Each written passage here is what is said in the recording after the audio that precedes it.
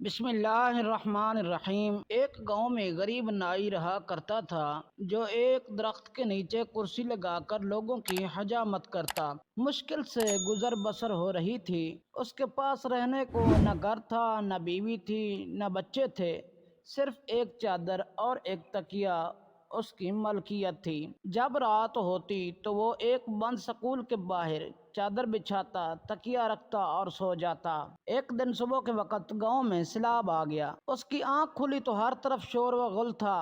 وہ اٹھا اور سکول کے ساتھ بنی ٹینکی پر چڑھ گیا، چادر بچھائی، دیوار کے ساتھ تکیہ لگایا اور لیٹ کر لوگوں کو دیکھنے لگا۔ لوگ اپنا سامان، گھر کی قیمتی اشیاء لے کر بھاگ رہے تھے۔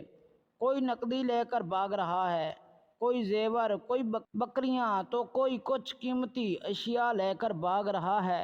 اسی دوران ایک شخص بھاگتا آ رہا تھا۔ اس نے سونے کے زیور، پیسے اور کپڑے اٹھائے رکھے تھے۔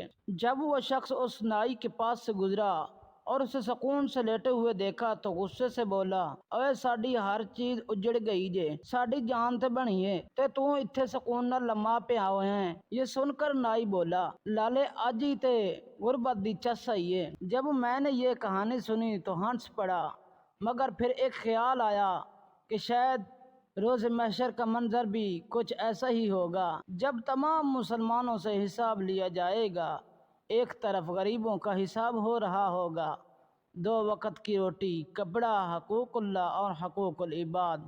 ایک طرف امیروں کا حساب ہو رہا ہوگا، پلازے، دکانیں، فیکٹریاں، گاڑیاں، بنگلے، سونا اور زیورات، ملازم، پیسہ، حلال، حرام، عیش و آرام، زکوٰۃ، حقوق اللہ، حقوق العباد۔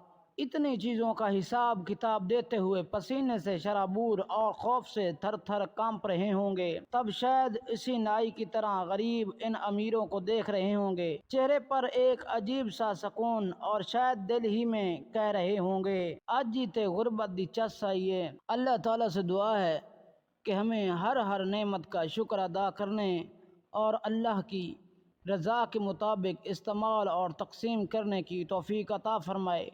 اگر ہمارا یہ واقعہ آپ کو اچھا لگے تو ہمارے چینل کو سبسکرائب کریں، یہ آپ کی طرف سے پیار ہوتا ہے۔